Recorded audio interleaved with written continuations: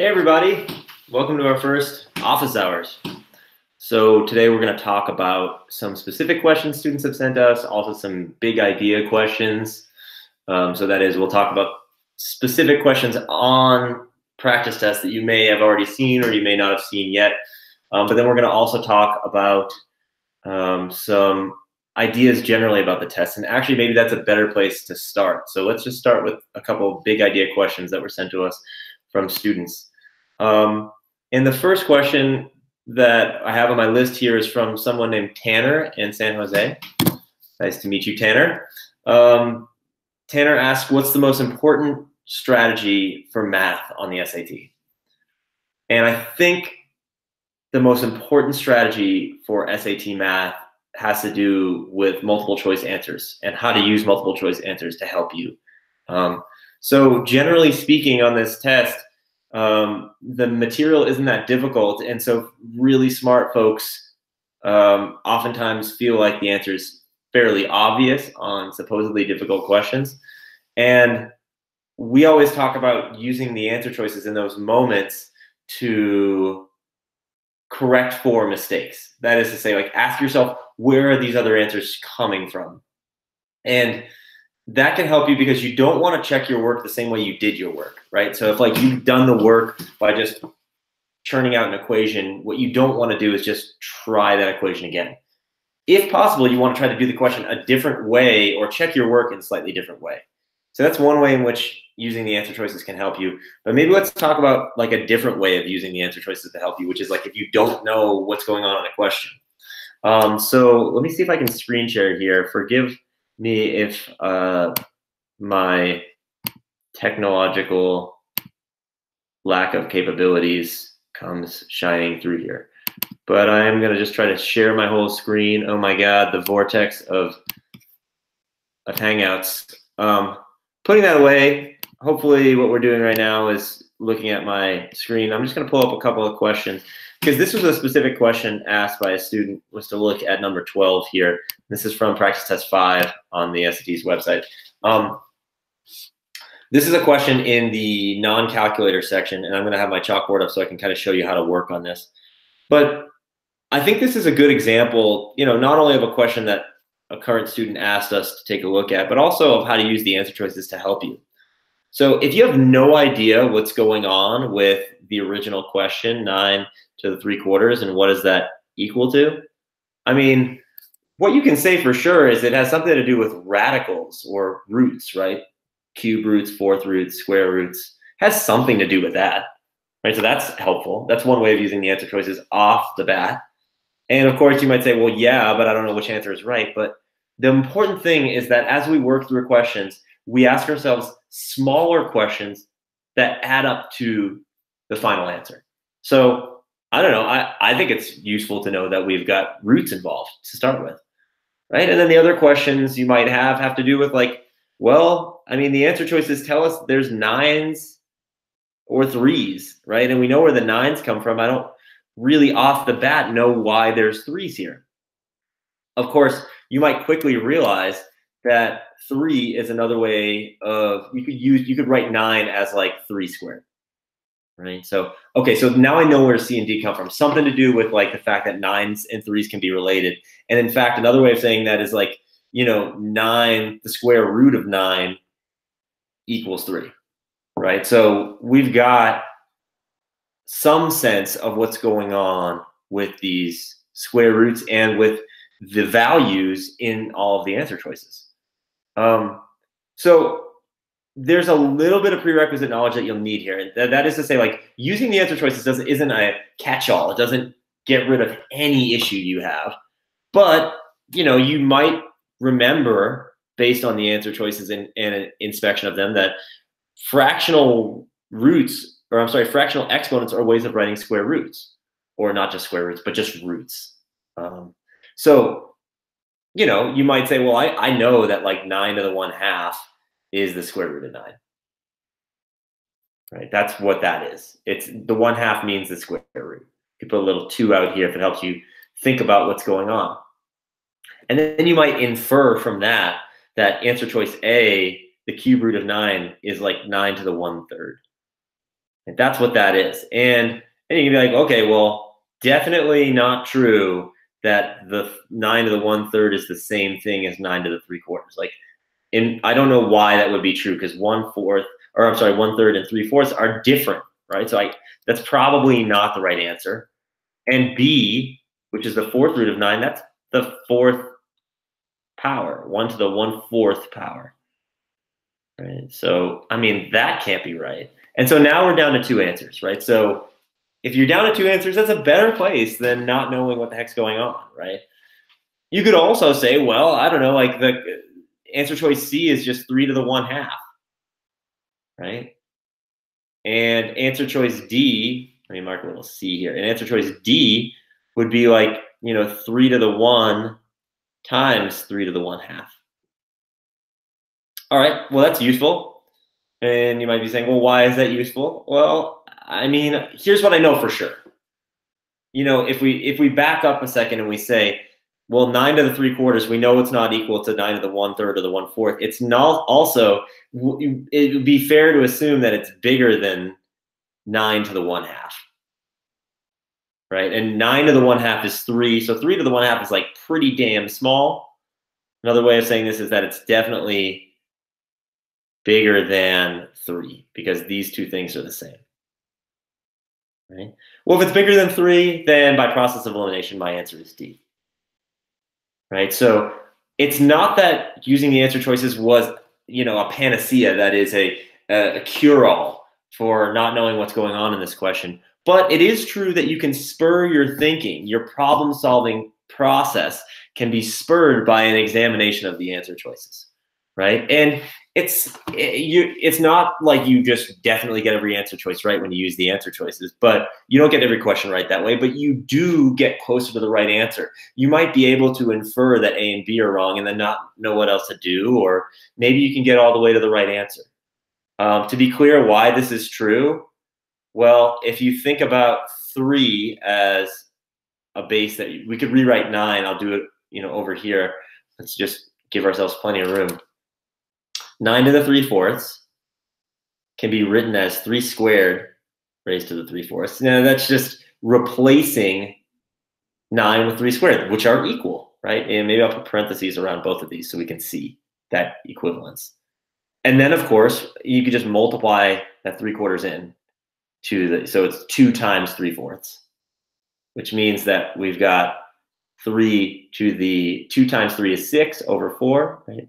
2 times 3/4 is 6/4, right? You could write that as 3. You could sort of reduce this fraction and call it 3 over 2.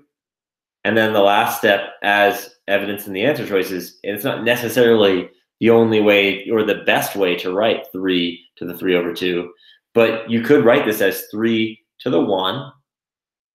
And let me even back up here. Call this 3 to the 2 over 2 times 3 to the 1 over 2. That's that rule where exponents that have the same base, you can just add the exponents, right? So this is 3 to the 1, and this is 3 to the 1/2. And again, we know that that could be written as 3, and then the 1/2 is another way of saying the square root of 3. So yeah, we just talked about a ton of different ways of dealing with fractional exponents and converting them. But to answer Tanner's question about what's the most useful strategy or most important thing, I think is what Tanner asked about the math section, it's to use the answer choices to help you, right? So, I mean, I'm sure we could find questions all over the place where this is the case.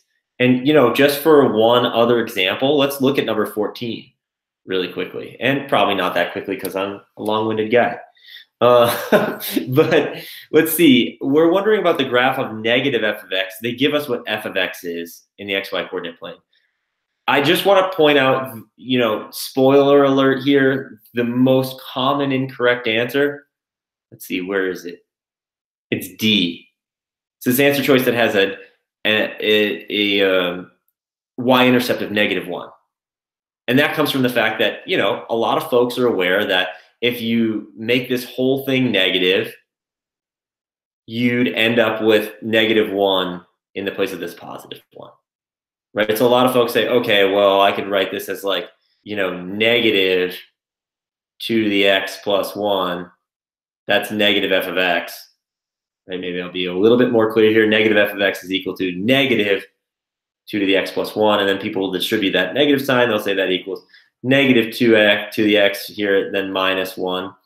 I mean, this is totally true, but then what the mistake folks make is they say, oh, this means that I'm looking for an intercept of negative 1.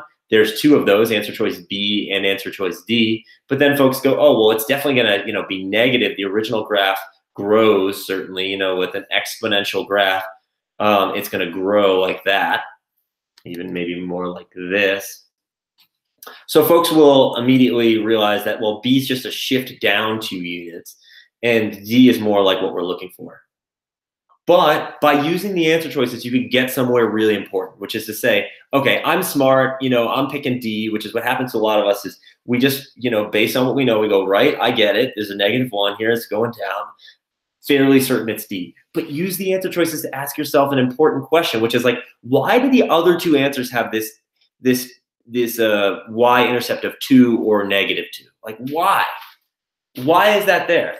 And sometimes that just helps you to figure out why you're right. But if you have no idea where that is and why that's there and you're on number 14, there's something that you should probably investigate further. Like, you want to know where the trap is on a hard question. It doesn't mean you're wrong, but it's worth an investigation. And for those of us who already have done this question, and for those of us who are really strong on exponent rules, it's because this x, when x is 0, that is when you're interested in y-intercepts, you're interested in what happens when x equals 0. Y-intercept literally just means x equals 0. Well, when x equals 0, this, and let's be careful here, this becomes 1. Right? Anything to the 0 power, 2 to the 0 power is 1. Anything to the 0 power is 1. So what we end up with is negative 1 minus 1 or negative 2. And now we've got our right answer. It's C. Right? So when you've got C as the right answer, you could explain to yourself in the moment, oh, well, folks are going to pick B or D, and most likely D, based on a mistake about intercepts. They're going to forget that an exponent that's equal to 0 renders a value of 1, which is a weird idea. I don't know why. I mean, somebody really smart will probably chime in and tell us why. But ultimately, what we need to know for the test, maybe it's really nice to know that, as someone who's helped a lot of folks get great scores in the SAT, and a lot of folks with, I think over the years, there's at least 10 folks I can think of who have gotten 800s working with me in the math section. And that's a tribute to their hard work and to their intelligence. But suffice to say, like, I don't need to know why 2 to the 0 equals 1. I just need to know that that's the case. And furthermore, I don't need to be certain of that right away. I could easily, after 30 seconds think D was right, but an inspection or investigation of the incorrect answers and breaking this down to smaller questions. Right? Like, why is C here? What the heck is the deal with that? What you can even say to yourself, if it helps to sort of create some humility, you can say, what idiot thinks that C is right?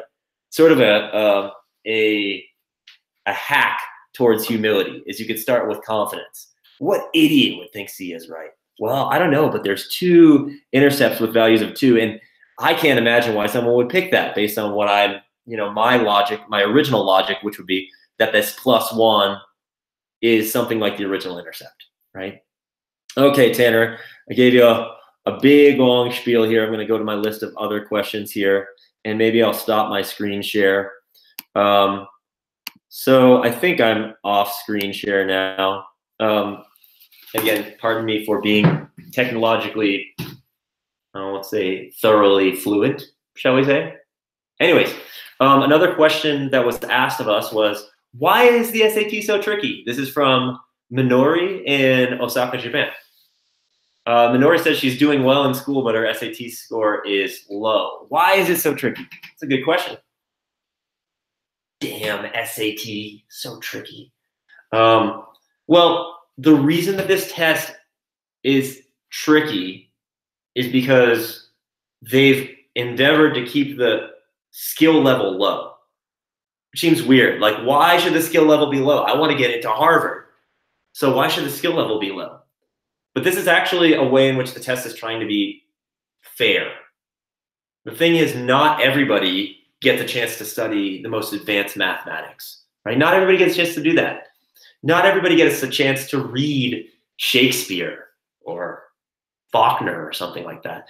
What we can ask people to do, we can't test people on advanced chemistry knowledge because it's unfair to those students who might be really, really brilliant but not get a chance to study that stuff, right?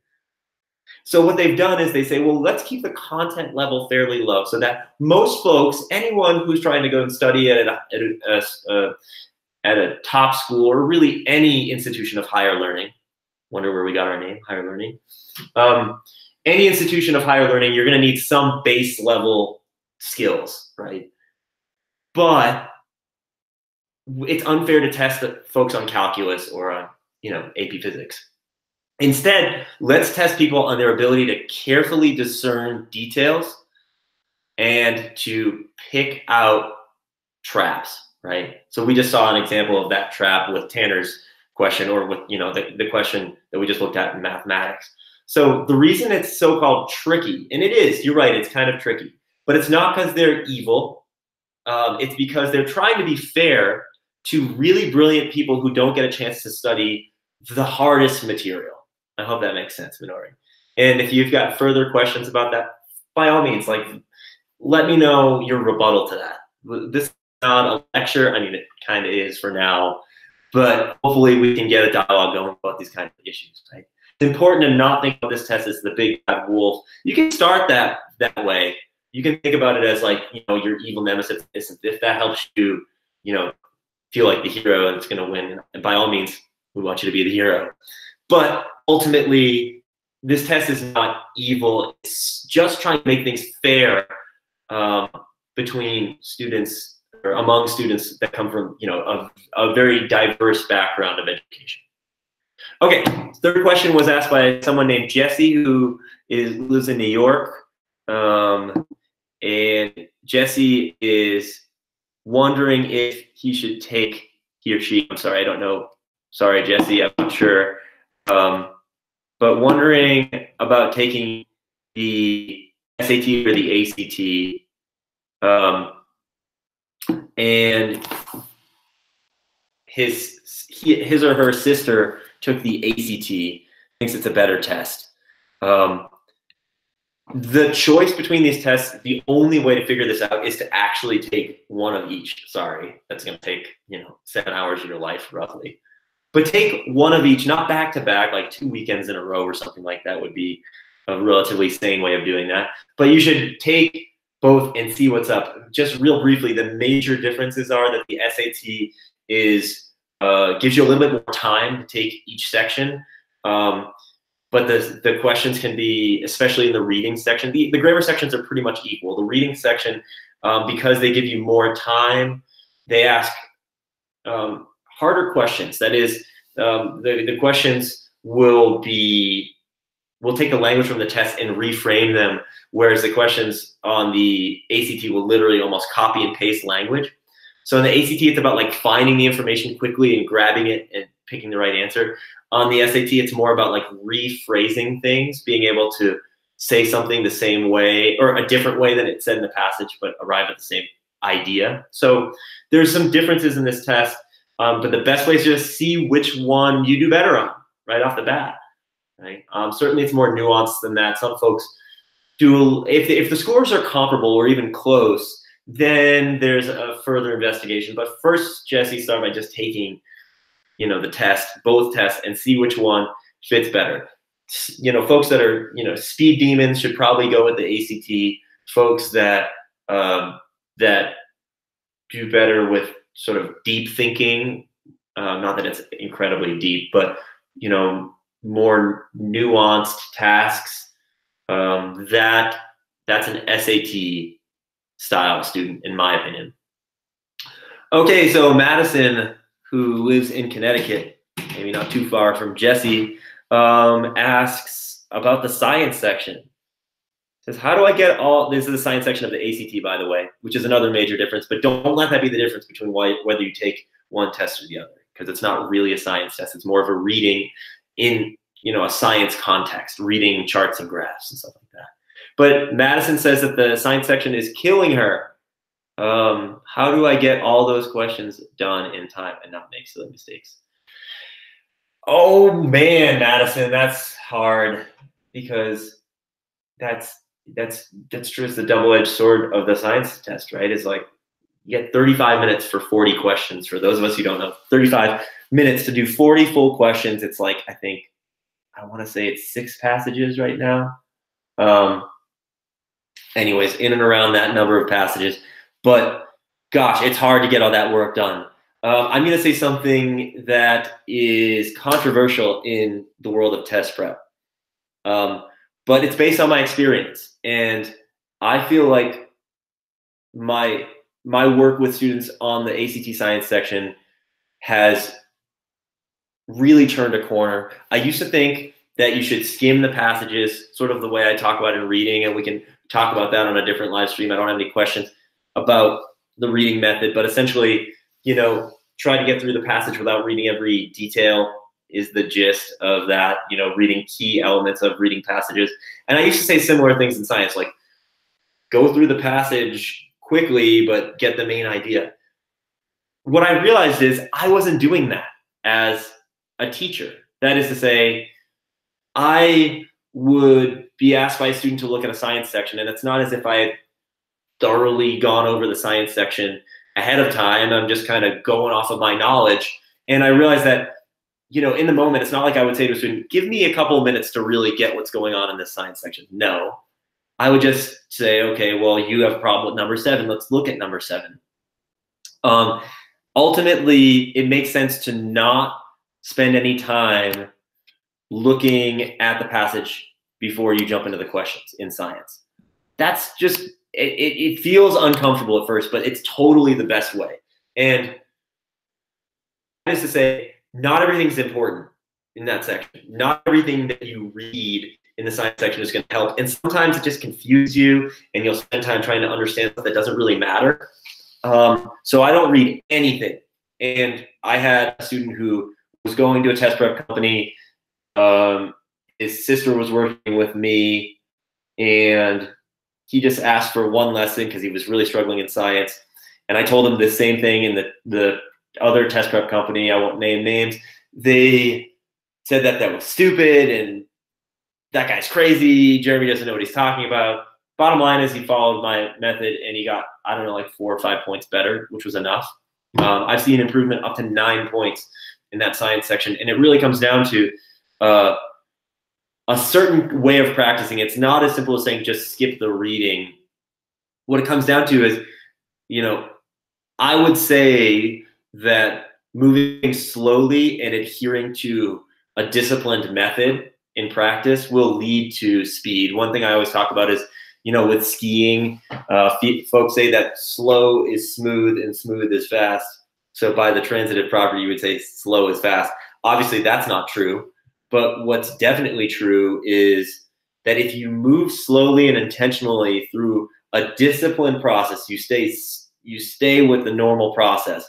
You don't give up on that process. Then eventually you'll move more efficiently.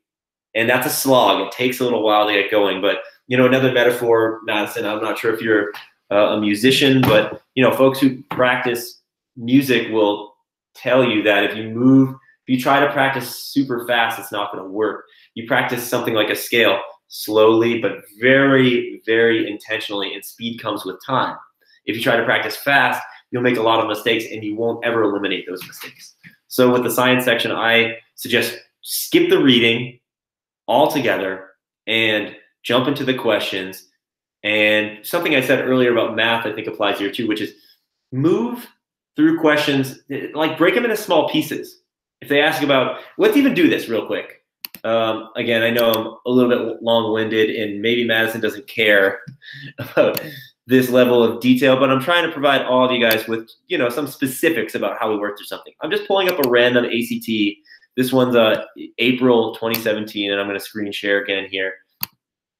And I'm just going to jump into a random passage. Entire screen, vortex of Hangouts. Now we have this ACT test. So I'm going to pull up just a random section, and here we go. I want to look at number 32 here, and I'm a little bit scared to do this live, but let's go for it. I'll tell you that the thing that I always do is I always start with the final sentence. The number of bacteria that became HIS plus revertants after exposure to, all right, I don't know what we're talking about, but I start there because I want to just see what my options are. M or L, I'm reading sort of vertically. M was 2 times the number of bacteria to substance L. L was 2 times. M was 4 times. L was 4 times. So we really have 2 concepts at play here, which is, you know, which one has more, M or L, and I don't even know what we're talking about. But that's actually something you want to be comfortable with in the science section, and it's 4 times or 2 times. And now I'm going back to the question and trying to grab key stuff, which is, it says dishes 2 and 3. So let's just go there. Dishes 2 and 3. All right, well, we have like 2 tables, 2 and 3, L and M. Okay, fair enough. That helps us. 2 and 3 are L and M, so 2 is L. Number of colonies. Well, I mean, I would say that if we're basing this on just the number of colonies, then 2 has like 7 times the number of colonies. So I feel like I'm a little bit unsure as to what we're even talking about yet, but I'm going to do a little bit of reading then. I'm looking for HIS plus and I find it. It says any bacterium that regains its ability to synthesize becomes HIS plus, and that's called revertant. Okay, cool. HIS plus means it regains its ability to synthesize histidine. The 5 dishes were incubated. I'm going above table 2 now. At the time of the incubation, the number of colonies growing in the agar in each was determined. Oh, I see. Interesting. So after a couple days, they figured out the number of colonies here. So it looks like dish 2 is definitely getting more. I guess I want to figure out where they all started, number of colonies. Let's see. They're added to this thing. Tricky. I would say this. One other thing I want to note about the science section is when I'm 90% sure, that means to me I'm 100% sure. And I know that sounds weird. It sounds illogical, but I mean to say, because you're trying to move quickly, you find what you find, and then you try to go past it as quickly as you can. And I made the mistake. Dishes 2 and 3, L and M. Okay, so that's what we're talking about, right? L and M, dishes 2 and 3, 2 and 3. Oh, so I made the mistake of looking at 1 and 2. It's definitely like double, right? 14, 25. So there we go. It's got to be that the dish 3 one, which has 25, that's M. M is more than L, and it's double as much. M was about 2 times the number of bacteria. Yeah, after exposure to L. I think that makes sense. That's like me being 90% sure, and I'm about to really embarrass myself if I get this wrong. But let's look here for 32. F, yeah, we were right. That's what I mean. And you're not going to get that confidence right away, but I'm going to stop my screen share now. Sorry for the vortex. So when I'm 90% sure in the science test, I'm 100% sure. And by that, I mean the science test is not about precision in terms of understanding. It's just about speed and sort of looking at your options, right? It's about estimation. It's about, you're not going to get that confidence until you do a bunch of this work. But I would suggest that you go slowly and see what it's like to pause when you're mostly sure, right? And you kind of notice that I read vertically. Anyways, that's in a nutshell how I work through the science section. I think I have maybe 1 or 2 more questions. Yeah, I have 1 more question. Brian in the UK is wondering if he should use Khan Academy. First of all, of course, in my position as someone who helps folks one-on-one, work on this stuff. Of course, you might, it would be reasonable to assume that a test prep professional, someone who makes money doing this stuff, would say, don't use Khan Academy, use me. But I'm going to be totally real and say that there's some awesome things about Khan Academy.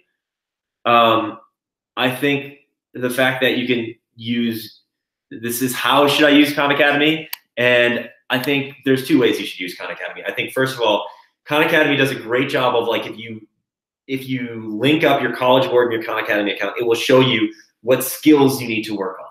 It will say, okay, well, like, you took a PSAT and this is what you should work on. Or you took practice S1 on Khan Academy. Now we can tell you where you need to work. And then they'll sort of give you some sets of problems to work on that focus on your problem areas. That's awesome. That is so cool. And it's very useful. There's also, like, you can set up notifications, so it tells you to, like, do a little bit of practice every day. I think that's super useful. In terms of skill set material, Khan Academy is as good as it could be. I mean, it's great. It's awesome to be able to say, I'm going to go work on a bunch of quadratic stuff, or I'm going to work on a bunch of geometry stuff. The only thing that I would say, like, critical of Khan Academy is that it's not even something I'm too critical of, but ultimately, because they work with the College Board, they're on the same team as the College Board. And the College Board doesn't like when people game the test, right? They want you to just, it's this big political thing now about, like, the test is about skill set. It's not about reasoning.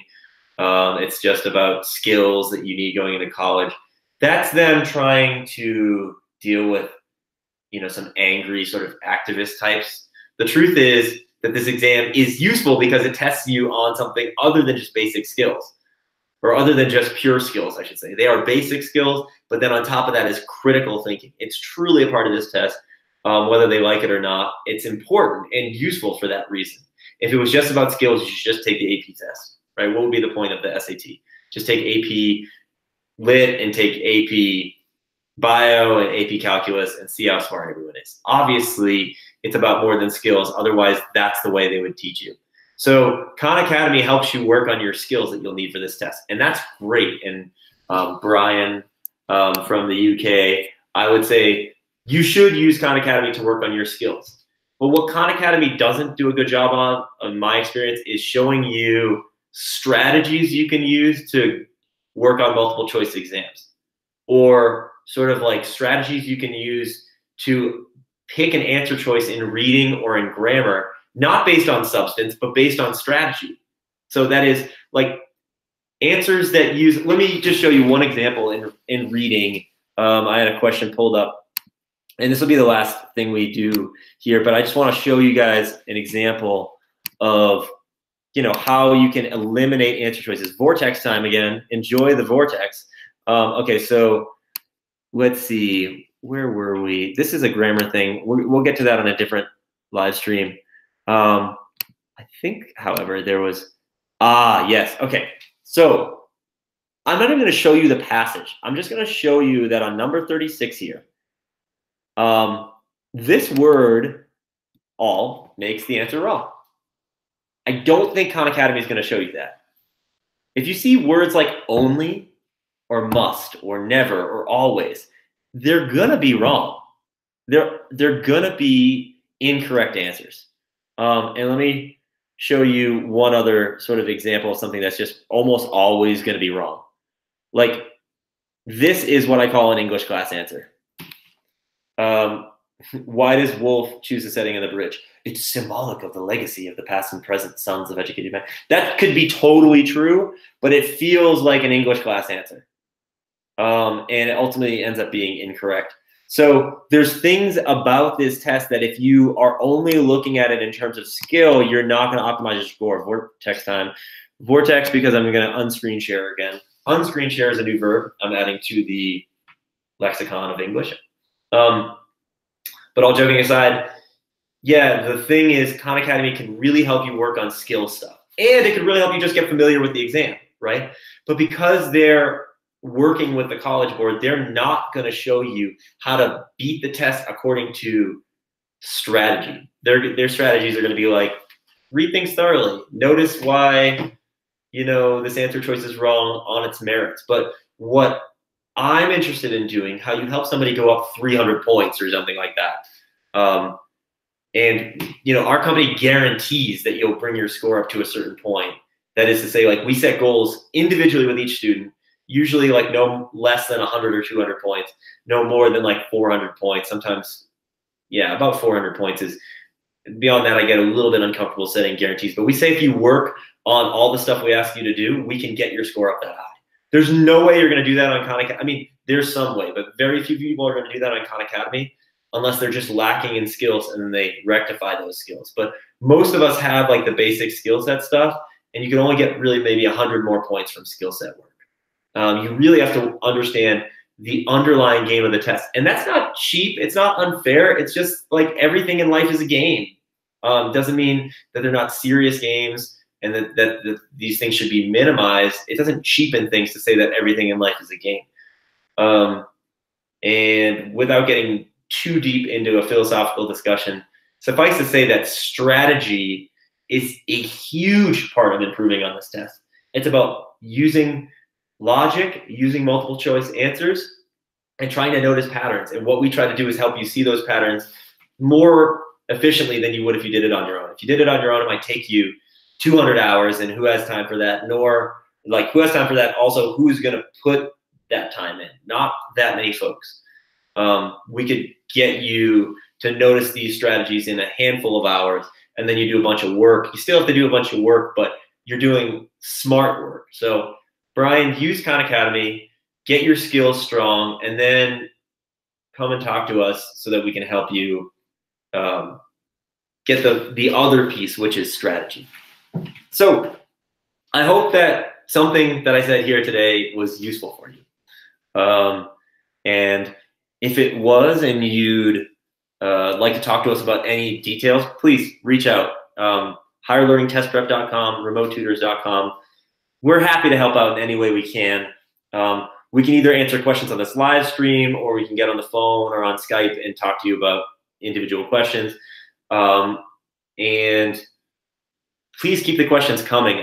We're hoping that you can share this with your friends, and that not just folks who want to work with us, but just anyone who needs information. Like, we want to help get the word out and just create a little bit more clarity about what it's like to study for this test, and what it means to get better at this test, how to do that. So we hope you'll share this with your friends, and we hope that you'll send us in some questions so that we can answer anything that you have questions about, and you can interact with us live, all that stuff. So until next time, we'll see you.